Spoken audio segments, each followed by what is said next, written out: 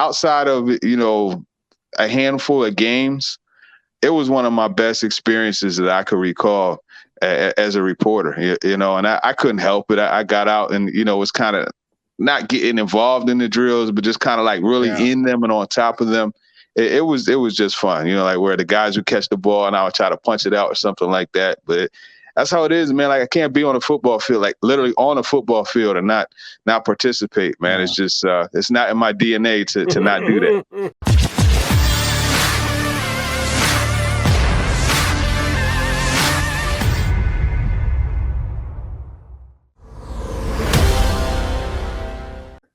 There we go. I'm here. Can you guys hear me? There he goes. Hey, Turron. Good to hear you. Hey, good to hear you guys, man. It feels like I'm listening to Philly radio again, man. It brings me a warm and fuzzy feeling, man. How's everything with you? It's going well. I really appreciate it, Turron. One of the reasons we want to talk about the Titans AFC South because that's a big thing in Eagle Land because of Carson Wentz. But first, I do want to talk about Tight End University because tight end has been a big sort of drama around Philadelphia. And that's because the assumption is the Eagles are going to move on from Zach Ertz, go in the direction of Dallas Goedert as the tight end one. But just talk about Tight End University. You were able to get there what Travis Kelce, George Kittle kind of put together. Oh, my goodness. Let me tell you guys, it was awesome just getting to watch those guys just go out and teach different things, whether it's at the release point, the top of the route, even within the route. And I just I was in heaven. And John, you know how we watch practice, and how we focus on different things. And just seeing Travis Kelce compare coming out of the top of his route to being like a pitcher and just like exploding off of the mound and just watching him teach the guys about footwork and how to plant your foot and rip your elbow and come out of that break. It was great, man. And even Darren Waller, he's a guy I was in Baltimore when he was a receiver coming out of Georgia Tech. And he obviously wasn't that good of a receiver. He got released, but the Raiders snapped him up and they put him at tight end. And it's really interesting because as a 6'6" tight end, he moves better than he did as a receiver. And it's just watching him now is so much different than watching him before. And the guy, like he moves like a little man, and that's kind of like a testament to how confidence really goes a long way for an NFL player because everybody at that level is talented, but it's just a matter of feeling like you're that guy. That's what makes you go out and perform. And that's something that these tight ends were doing, just uplifting each other. Zach Ertz, I mean, listen, he can still run that post and that slant with the best of them. So it was great just seeing him and just catching up with him. And then you got Jordan Matthews converting. Yeah. And how about that? He put on a good 20, 25 pounds. And he actually still could move like a receiver, like how he used to. We know Jordan Matthews was never like the most agile and fast guy, but he could still move like a receiver. And I told him, I say, yeah, man, you definitely put the weight on it. You could see it in him. So yeah, it was just a great experience, man. And I apologize for rambling, but I just I was in heaven, man. I didn't want it to end. Don't apologize because we can hear your passion and we appreciate that here on Birds 365.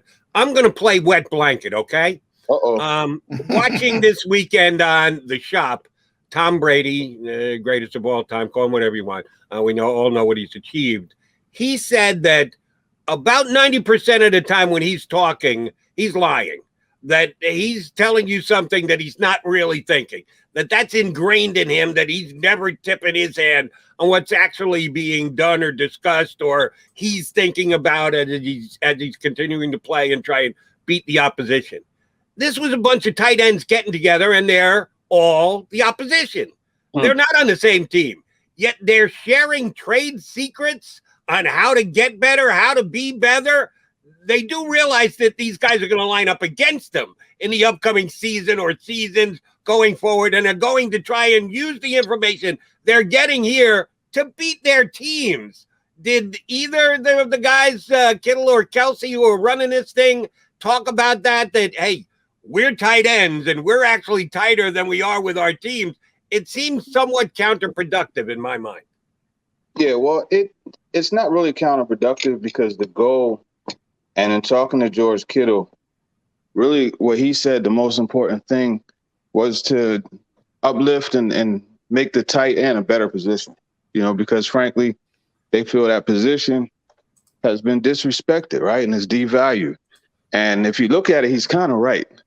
Greg Olson said it perfectly when he said, as a tight end, you got to line up and block $90 million pass rushers, but then sometimes you are flexed or line up outside the numbers, and you got to run routes against $90 million cornerbacks. But they don't get paid $90 million themselves. So, that's really what it was about, just making everybody better. And, not everybody has that Tom Brady approach, right? Where it's like, you're saying some of the things and thinking some of the things that he does. And those guys, they just wanted to make each other better. And that's what they did, because you saw different guys take over different drills. You know what I mean? Travis Kelce and Greg Olson, they, for the most part, did most of the drills. George Kittle would lead the drills and do it. But each of these guys wanted to make sure that they shared their different things that helped them, because, it wasn't individual. It was for the team. And, football is the ultimate team sport anyway. So if you're not really thinking team, you're not really going to be successful. And I think that's really why that whole event was successful. And Tom Brady, his comments, they were interesting. But, Tom Brady, he beats to a different drum. Hey, Turron, you set me down a wormhole with that Darren Waller, because I remember the Ravens were here for joint practices when he was a young receiver at 6, and he just beat the brakes off of every cornerback in that practice for the Eagles. And you said to yourself, who the heck is this guy? 6'6", just going over people, catching everything. And he just needed to shift positions, and he became a superstar. So you see that. But what to Jody's point, Turron, Von Miller kind of started this thing. Yes. Pass rushing academy. Absolutely. And then, Duke Mayweather and Lane Johnson's a big part of that, the offensive line masterminds. Mm-hmm. This is like a cottage industry almost with NFL players. They've scaled back on the offseason so much. The great players know they got to work out on their own. They got to get better. So to me, this just speaks to peers respecting each other. That's how I kind absolutely. Yeah. Bottom line, that's what it ends up being, guys respecting each other. And with that, as you mentioned, the training, how it's been scaled down at the facility and stuff like that. And obviously they still want you there, like AJ Brown, I know from talking to him that he's in and out of the building almost every day during the off season. And that is something I know Coach Rabel is very excited about and happy about. So don't get it twisted. Even though it's scaled back, they want the guys there. But what you're seeing is, as you mentioned, Duke Mayweather, him actually being a big part of what they're doing. Chuck Smith being a big part of what the pass rushing summit is doing. And now even here you have Jeremy Holt, who is a guy that, and that's why it's here in Nashville. He trained Kittle for like the last 3 years during the offseason. And it's funny, that Nashville bug, it will bite you. And you fall in love with this city quickly. And that's what happened to Kittle. And now he lives here. But Jeremy Holt of Athlete Training, it's athlete like that. He is a guy that trains a lot of the tight ends, wide receivers. And he's one of those footwork guys, and speed and conditioning. So you see these type of entities uprising all over the place. And that's something that's tied into like specialty coaches. That's also something. But it's crazy because, the guys come together and they do this training.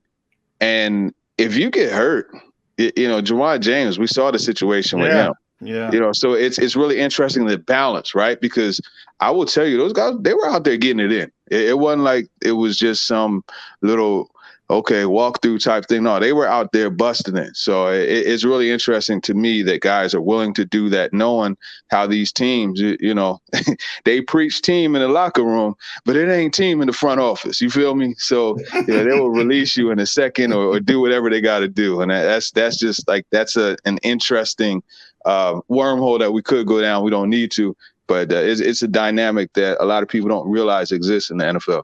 Turron, it sounds like you guys got plenty of time to observe what these guys were doing, the drills they were going through, how the Yeah. teaching and sharing of information was going down on the field between the lines. How much access, if any, did you have to the guys to be able to talk to them afterwards, to maybe ask them some questions? Was it a specific time period? Was it you're on your own, get them running to their cars or whatever else? How did it work? Any access you had to the players? Yeah, well, Jody, I tell you, it was awesome because, frankly, it was just NFL films and myself. That's it. You know, and I got there and they're like, hey, man, you know, if you want a guy, just grab him. And, you know, I was like, hey, could I take pictures, video? And they said, sure. So it was more or less just rock out, do what you do. And I even, and it's funny because they, after they went through the stretch period, they had a moment, you know, some of the guys had to run over and change their cleats or do whatever they had to do. And I saw Jordan Matthews, and I'm talking to Jordan, and Zach Ertz walks over, and I see Zach Ertz, and I'm talking to him. So it was essentially just like in between, you know, reps or even sessions, periods, whatever, you could go ahead and talk to them. You know, I caught up with a lot of guys. You know, I got to talk to Darren Waller, you know, and he's someone that, as I said, back 2015 with Baltimore, you know, I knew him from there. So it was cool getting to catch up with him. There were just a bunch of guys. And a quick, interesting story about Waller, the Ravens actually were trying to hide him. And the whole way the Raiders, to your point, John, about seeing him out there doing his thing, well, one of the Raiders scouts or whatnot was watching Waller go through the pregame workout. You know, the pregame when it's just you and the quarterback out there. And they were like, good gracious, who's that big guy that moves like that? And they just, you know, they kept him on the radar. And you know how the roster thing goes week to week. So the Ravens 1 week dropped him off the roster so they could bring another guy up, and the Raiders snapped him up. So that's a quick story how Waller ended up in Oakland, well, now Las Vegas. But yeah, I mean, it was just great. Just getting to talk. I caught up with Delaney Walker, a couple of the Titans tight ends, you know, Anthony Ferkster, Michael Pruitt, who's now in San Francisco. There are a bunch of guys, man. Eric Ebron, Kyle Pitts. I mean, you had access to any of the guys, just as far as like small talk. But then afterwards, because Lipscomb Academy is actually a Catholic school, Bud Light sponsored. They were one of the main sponsors, and they had I don't know if you saw, John, my post where I had George Kittle. He was talking about Bud Light, and then I had one of him in the ice bath. So what they did was afterwards, you know, across the street, one of the coaches, the linebacker coach, he has a house there, and what they did was just have a setup there, you know, and the guys, after their Thursday workout on the field, they went in and did yoga, and then they came across the street, and, you know, you could get your Bud Light seltzer, Bud Light, all of that. And, you know, It's funny because if you remember after the Super Bowl, the Eagles Super Bowl, I had asked Lane Johnson, what is he going to do about his promise, right, to get a city Bud Light? Because that's what he told us in August, you know, and it was really funny because they actually remembered me answering that question, you know. So it was, I'm telling you, like, it was outside of, you know, a handful of games, it was one of my best experiences that I could recall as a reporter, you know, and I couldn't help it. I got out and, you know, was kind of not getting involved in the drills, but just kind of like really in them and on top of them. It was just fun, you know, like where the guys would catch the ball and I would try to punch it out or something like that. But that's how it is, man. Like, I can't be on a football field, like literally on a football field, and not participate, man. It's just it's not in my DNA to not do that. Yeah, and for those who don't know, Turron played receiver in college, so he's still got some ability. I can't do that, but I can watch very closely. But Turron, we got to ask you, because it is Birds 365. So was the small talk with Zach Ertz, was it about Julio going to the Olympics? Was it about Bud Light? Or is it about, I want to be in Buffalo with a contender? Yeah, well, you know, we did talk about Julio going to the Olympics because I asked him what he had on his schedule for the next little bit. And he just, of course, you know, the reporter in me, right? That's now in my DNA. I had to ask him about it, but he just kind of like casually slithered through the question, you know, as a seasoned vet. I'm sure that he's experienced with doing that. But I did ask him, because I asked him from a Titans perspective, because even though I feel Anthony Ferguson is a really good tight end, he's not really an inline guy. Whereas Zach, you could do whatever you want with him.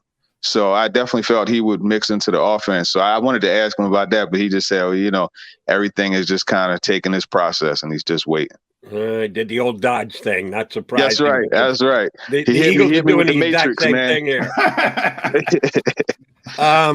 Did Julio Jones show up at tight end you? He's a new guy. He's got downtime in Tennessee. I thought maybe, we know he's not actually a tight end, but hey, if it's football and it's in his new hometown, I thought maybe he'd stop by. No Julio Jones sighting this weekend? No Julio Jones sighting, even though he would have fit right in. I mean, that guy, this was my first time seeing him up close for an extended period of time. Like, I've seen him pregame and, look, there's Julio. Let me see what he does. But watching him, it was awesome because, the thing that stood out to me was, the first time I got to see him, it was involuntary. And this guy is a borderline Hall of Famer. And he called Mike Vrabel and said, hey, look, man, coach, I'm going to be there on Wednesday and I'm practicing on Thursday. And he went out there and just watching him. Now, initially, I look at things a little bit more closely than a lot of people. So there were some things I felt that he needed to clean up. Like when they're running box drills, the 4-cone drill, he wasn't really hugging the cone as crisp as I would have thought a guy like Julio Jones would be. But after seeing him a couple more practices, those type of things, they kind of bounced out and he started to become more used to it. But I'm going to tell you what impressed me the most about Julio Jones. And it was the way, even from the first practice, he's taking guys and pulling them aside and saying, when you get to your top of your route, hit these 3 steps, pop, pop, pop, and then swing this way, or you know what I mean? Like the different things that he was telling the receivers, just being able to pull them aside and be comfortable enough with them to give them tips and techniques. I mean, that's something that really stood out to me. And then even the communication with Ryan Tannehill after routes and reps and et cetera. There was an example, like in team period, the one time I saw Tannehill go to Julio Jones after the play and kind of like make that motion, like widen it out. And you could tell that it was like a layered route combo where he had to move the linebacker a bit so the crossing route from the other side could come underneath.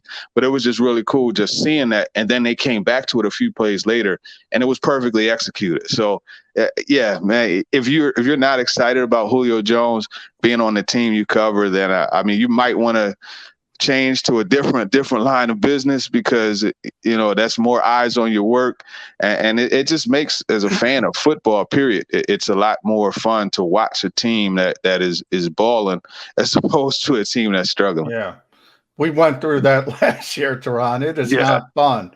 But let's talk about the Titans now. Ryan Tannehill's got everything he needs. If you look at a bell cow back and Derrick Henry, you mentioned Julio Jones is now there with A.J. Brown. I think a lot of people forget Josh Reynolds is there as well. Josh Reynolds is a guy who's never going to see a double team in his life in theory. So he's going to be able to do some things with that offense. Jody and I have sort of a disagreement on Ryan Tannehill. I think since he's gotten away from Adam Gase, he's turned into one of the more underrated quarterbacks in the NFL. You get to see him every day. Is Ryan Tannehill a product of those skill position players, or is he the real deal? I think, John, when it goes back to what I said about confidence, and Ryan Tannehill is a much more confident player now. And when you are confident, you feel like you have someone that believes in your ability and someone that really puts you in the right situation to excel. You have no choice but to excel. And I think that's what has happened with him. And you just see the confidence in some of the things that he does. Whereas before, I mean, you remember when Mike Wallace went to the Dolphins? Yeah. And it was supposed to be a big deal and everything was supposed to be great. Ryan Tannehill, he feels Ryan Tannehill, messed his career up. You know what I mean? So now you have a guy who's so willing to push the ball down the field. You look at some of the games, like the last regular season game, A.J. Brown catches a 50-yard post, and that sets them up for the game-winning field goal. Whereas before he wasn't doing that. And even the rare times where he did, it wasn't as accurate as it is now. I mean, the play action, drop shots to the corner routes, play action, direct strikes to the post. So I think that's what's different. First and foremost is the confidence. And then along with that, he and Arthur Smith, they were really on the same wavelength, whereas every week they would it was kind of like Coach Reich and Peterson and Coach John DiFilippo. DiFilippo, yeah, Coach Flip. It was like those three with Carson, whereas they would meet. Okay, this is what we want up on the call sheet this week. This is what we don't. What do you like this week? Yeah, I like this. Let's put this on there. That's exactly what it was with Arthur Smith. And I asked Tannehill a few times about that synergy, and he said that, Coach Smith was the most willing and cooperative offensive coordinator he's ever had. So it's just like anything, right? You're comfortable doing your job, so you talk and your flow as well, and you're very informative. It's just the same because you're confident, you're comfortable. And I think that's just the same thing with him. And then end of the day, right?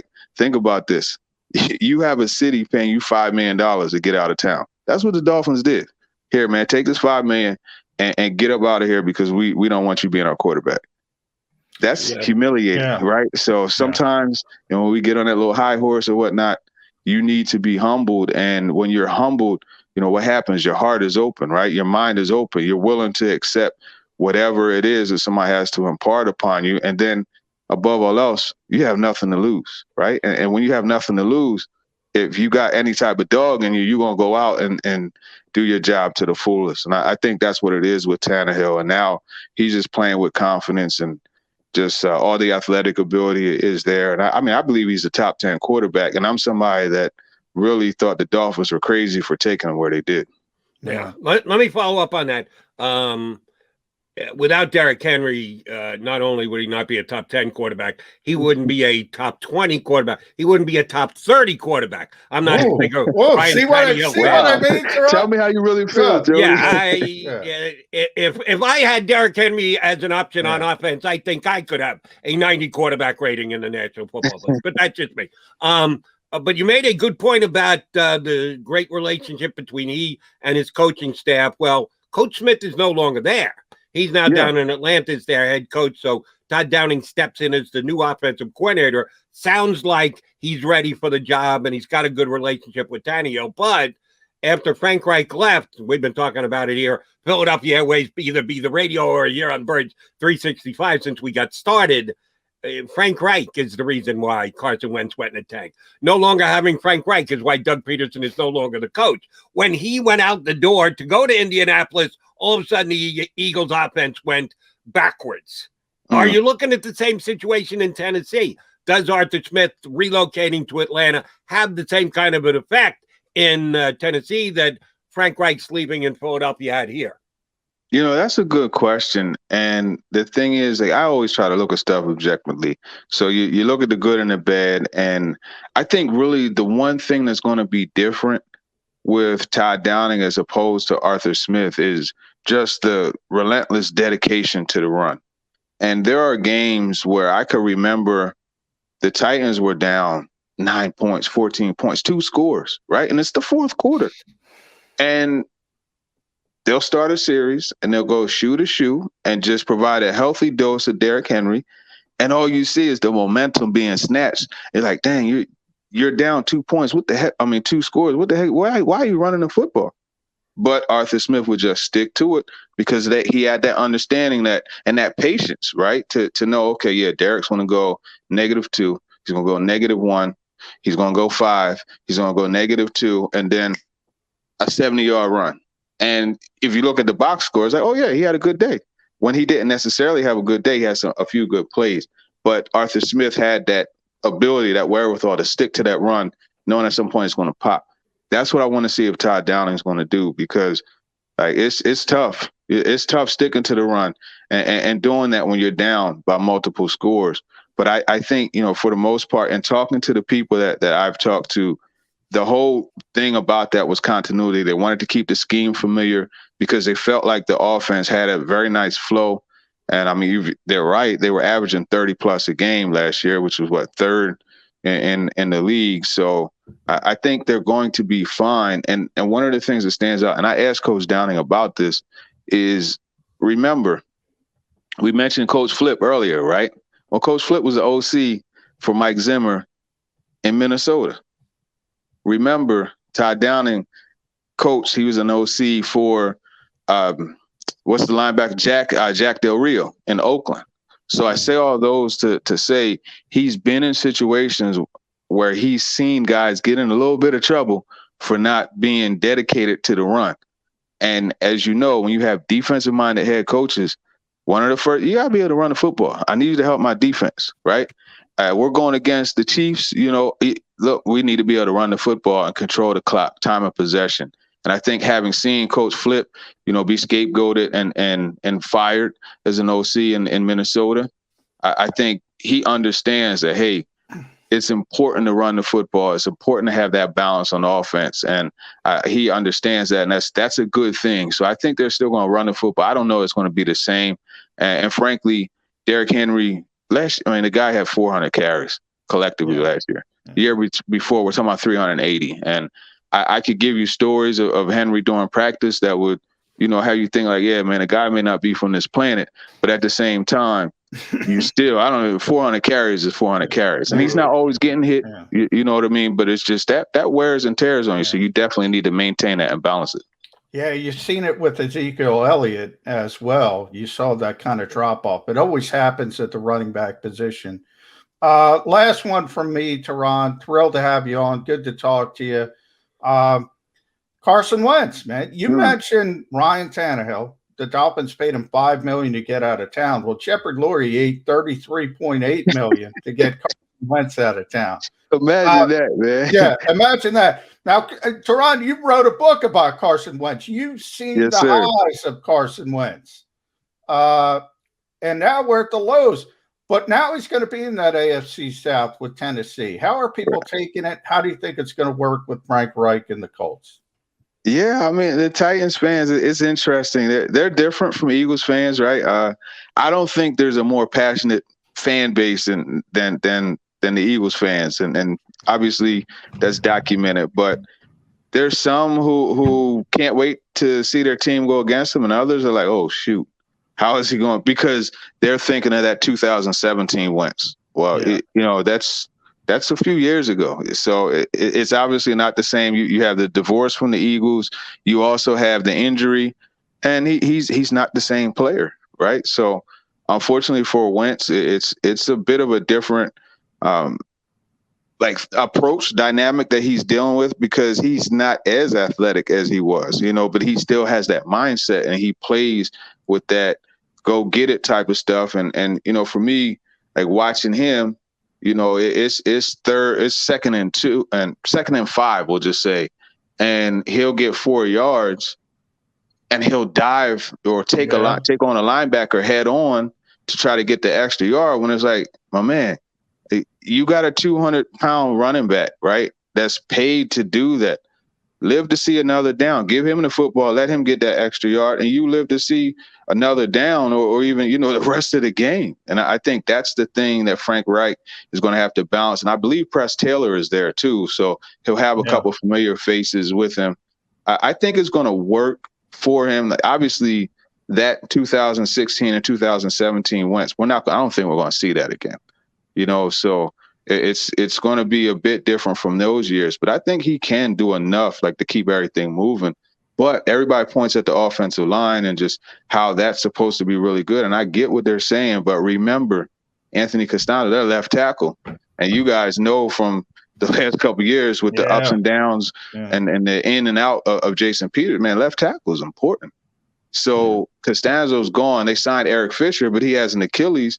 And it was a late Achilles, so there's no telling when he comes back. And even when he does come back, the Achilles, that's the biggest tendon in your body. So it takes a while to get where you need to be, and especially when you're 300 plus. So long story short. I think, Turron, everybody thinks Quentin Nelson can block all 5 people. Yeah. Hey, listen, let me tell you something. Let me tell you something about Quentin Nelson. If you want to know how good Jeffrey Simmons is, the Titans D tackle, go back and watch the 2019, the second game. It was like the third from the last game. I think it was like week 14, I want to say. But fire up your NFL Game Pass, watch the tight end zone view, and watch how Jeffrey Simmons folded him like a banquet chair multiple times. Really? So Jeffrey's to your point, like everybody says that Quentin Nelson, he could block, and he's good. Like, don't get me wrong, but I've seen Jeffrey Simmons give him exactly what he needed. So, but that offensive line, like it's getting a lot of talk, rightfully so, because Ryan Kelly is pretty good too. But I don't know that alone will be the savior for Wentz. And I mean, look at all the sacks he took in Philly, right? It's not always the offensive line's fault. Sometimes the quarterback holds the ball and doesn't believe it when he sees it and those type of things. So it's going to be interesting just watching the whole thing work out. I'm looking forward to it. I always love watching the Colts and Titans because it's become such a rivalry, and it's pretty cool to watch. Will be a good matchup this year because it'll be those two for the divisional title, which they tied for last year, once again this upcoming season. All right, Turron, my last thing. It's not a question so much as it is a favor about a question. As you can probably tell, no mullet look here. I am woefully jealous of anybody who's got good hair. And Derrick Henry plays with those just dreads flying out the back of his helmet. And he's one of the toughest guys in the National Football League. If you're not tackling Derrick Henry correctly, you're going to end up paying a price. But no still, when I watch him play every single week, I go, damn, somebody's going to grab a hold of his hair. You can't tackle him by trying to wrap him up. So why don't you just grab a chunk of the hair behind the helmet and pull him down and I'm always worried the damn guy's going to get hurt because that hair is coming tremendously out of the back of the helmet. If you could, ask him a question. Even feel free to put me on the spot. Go, my idiot friend in Philly told me to ask you this question. Do you worry at all when you play that somebody's going to grab a hold of that hair? It's been years now, and I've been waiting for somebody to do it, and nobody has. How the hell does he play with his hair like that and not sweat it? Yeah, well, honestly, it's tightly wrapped, and it does stick out. It comes down like just a little past the nameplate. But here's the thing with football. That's something you can't play that without any doubt or hesitation. Because if you do, then you're going to get hurt, so you just got to it's like one of my running back coaches in college, right? He would always tell us, no nuts, no glory. And that's really how it works, man. Like if you don't go out there with that mindset, you're going to get hurt. But I say this, though, to his defense, they take this helmet. I actually did a feature on this a couple years ago. So they have a helmet and it's attached to a broomstick, right? And during practice, like when they're going through individual period, Derrick Henry he'll hold the football with one hand. And Coach Tony Dew is the running back coach, who is an outstanding coach. By the way, he coached at Millersville for a bit, but he's here, coaching the running backs. He'll have the helmet on a stick, and he's jabbing it at Derrick Henry, and he's just practicing the stiff arm. So, like, what he did to Josh Norman, like, that's not accidental. That is something that he worked on doing. But the thing that's really interesting to me is they kind of modified it to where, I talked to Derrick and he told me like he developed like a pump fake stiff arm. Like he'll put it one way and then do it again, like direct, to kind of throw the guys off as they're trying to tackle him. So that's just a part of his repertoire. And while he's doing that, Mike Vrabel is with him with the boxing gloves, punching at the football, trying to get it out. So they definitely, there's a lot of extra stuff that a lot of people don't see from not being at practice and don't understand like how much that goes into. Like a lot of the stuff you see on Sundays, it's not accidental. It's something that's worked on. He's a stone cold beast. Nobody argues that. Turron, it was great having you on. We appreciate you giving us some good stories and insight from tight end you. Yeah, for sure. Unfortunately, Tennessee and Philadelphia don't play this year because we'd love to have you on the week of the game. That would be phenomenal. We will be thinking about you when Carson Wentz tears up the Titans this year. No, I don't think that's happening. I think the Titans are going to tear up Carson Wentz, but that's just me. Thanks for coming on, buddy. We appreciate it greatly, and we'll certainly get you on again down the road. Yeah, you guys got it, man. Appreciate you guys. Thanks, Turron. Turron Davenport, who was on the beat with Johnny Mack for years for USA Today, now down in Tennessee covering the Titans. All right, Mac and Mac guys, John McMullen, Jody McDonald coming back next hour, or now, well, later this hour. we'll be joined by our buddy Jimmy Kempski, who went through his entire dumpster fire columns this past week. Some of the most fun reading you get all off season during the downtime of your Philadelphia Eagles. We'll go back over some of the stuff that JK wrote last week. Fun stuff. Jimmy Kempski join us coming up in about 15 minutes here on Birds 365. If you missed any of today's show on the JAKIB Media channel, listen to the podcast on your way home. Available on YouTube, Apple, and Spotify.